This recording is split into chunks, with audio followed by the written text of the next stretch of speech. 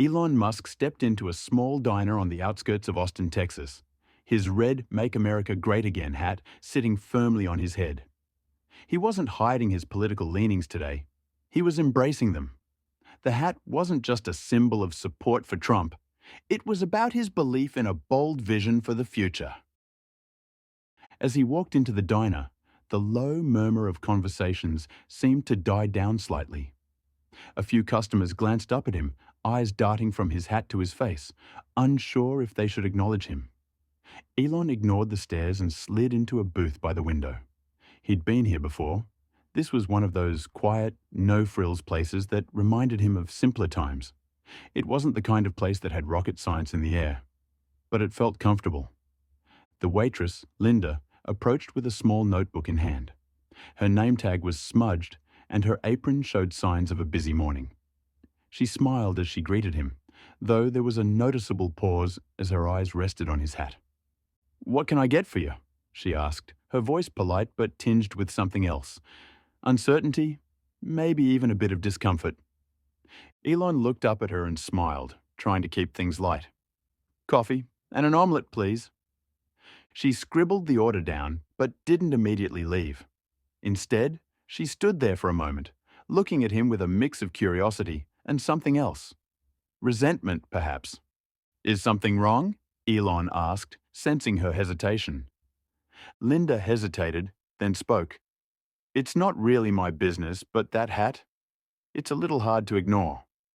Her voice was flat, but there was a slight edge to it. "People around here? Well, we don't exactly appreciate what it stands for." Elon's smile faded slightly, but he wasn't offended. He'd gotten used to the reactions his hat elicited. "It's just a hat," he said calmly. "But it represents something I believe in." Linda's eyes narrowed slightly. "You believe in what? A man who's divided the country with rhetoric and hatred?" she asked, her tone growing sharper. Elon was taken aback by the directness of her response. Most people didn't engage like this. "I don't think it's about hate," he said, trying to explain.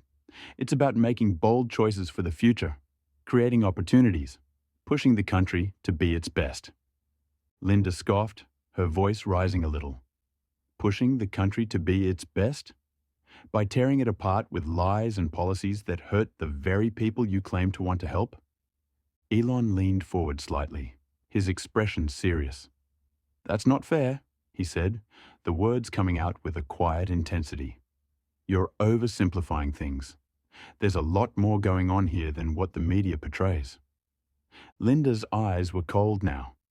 "Maybe, but the hat is a symbol for a lot of people, and it's not one I'm willing to ignore.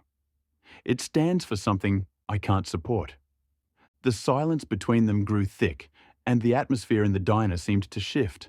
Several people had stopped eating, their eyes subtly turned toward the booth, watching the exchange. It was clear this wasn't just an ordinary conversation. It was a confrontation. Elon didn't back down, though. He was used to people disagreeing with him. But there was something in Linda's eyes that made him pause, something personal. "I get it," he said after a moment, his voice quieter now.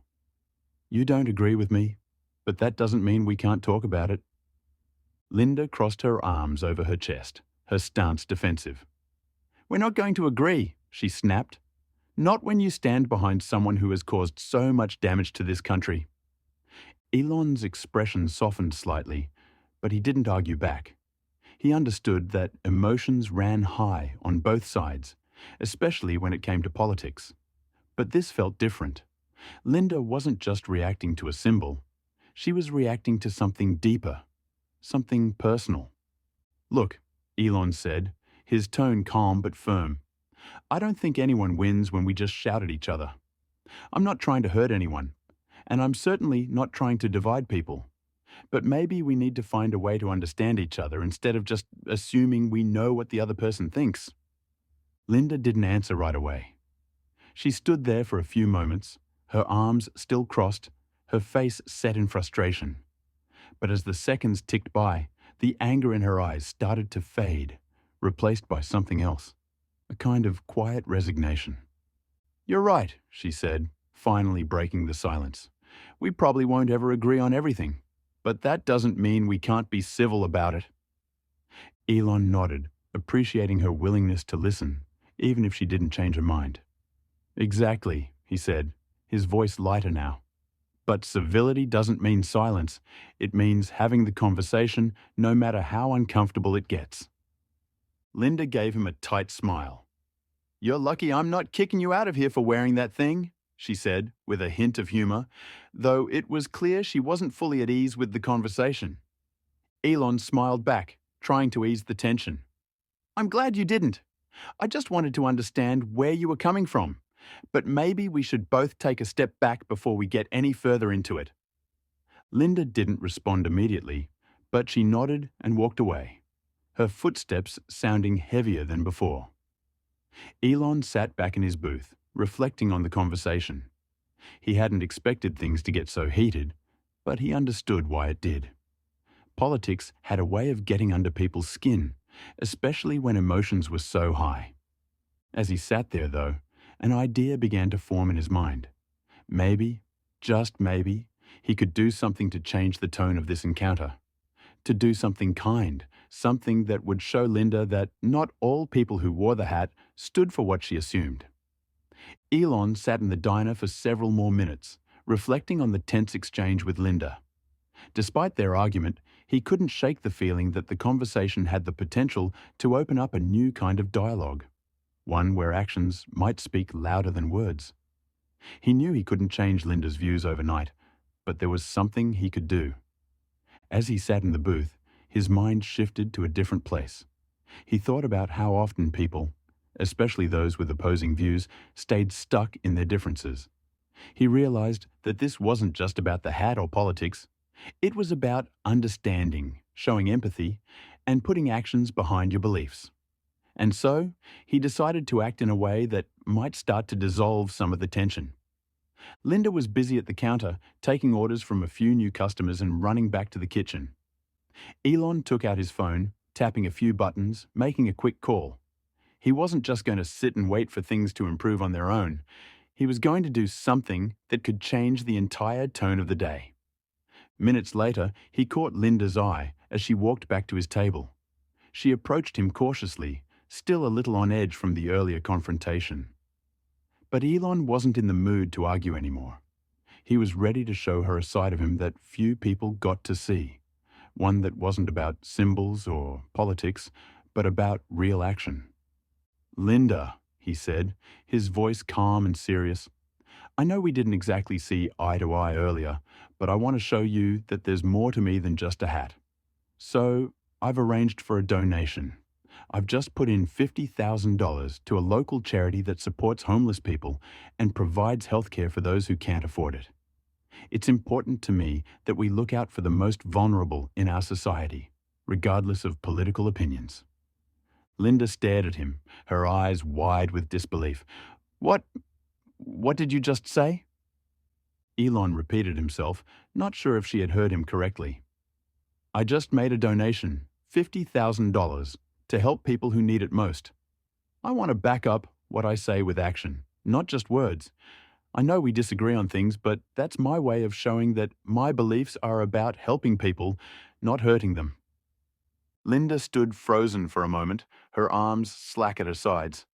The words took a while to process. She had expected Elon to argue more, maybe try to convince her to agree with his political views, but instead he had done something entirely unexpected, something generous. She blinked a few times, trying to absorb what he had just told her. It wasn't just a small amount, it was a huge gesture. "Why?" she asked finally, her voice softer now, less defensive. "Why would you do that for people you don't even know? I mean, you don't owe anyone anything." Elon met her gaze, his expression sincere. "Because I don't think it's enough to just talk about change. We need to do something. I've been given opportunities, and I've been able to build things that make a difference in the world. But if I'm not using that privilege to help others, especially those who have no voice, then what's the point of it all?"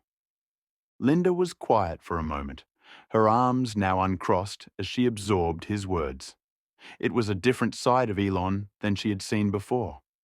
This wasn't the billionaire tech mogul who sparked controversy with every tweet. This was a man trying to make a difference in a way that mattered. For the first time in the conversation, she felt a shift in her own perspective. I, I don't know what to say, Linda murmured, her voice a little shaky. I wasn't expecting that. You surprised me. Elon shrugged slightly, a small smile on his face. I understand why you felt the way you did, but actions matter more than what we wear or what we say, don't you think?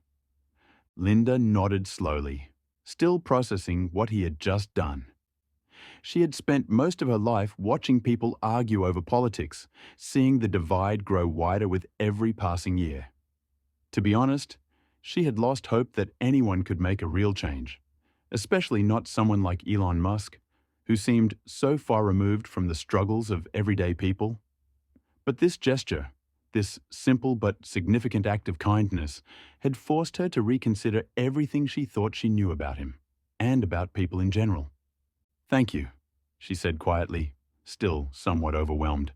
I don't know what to say, but thank you. Elon smiled, standing up to leave. You don't need to say anything. I just hope that maybe we can move past our differences. Maybe next time, when we disagree, we'll remember that we're all just trying to do what we think is right.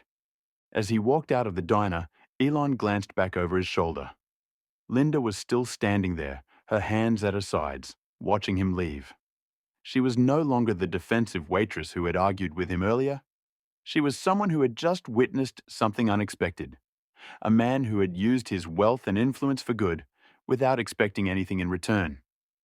Elon didn't know if this would change Linda's view of him entirely, but he didn't need to.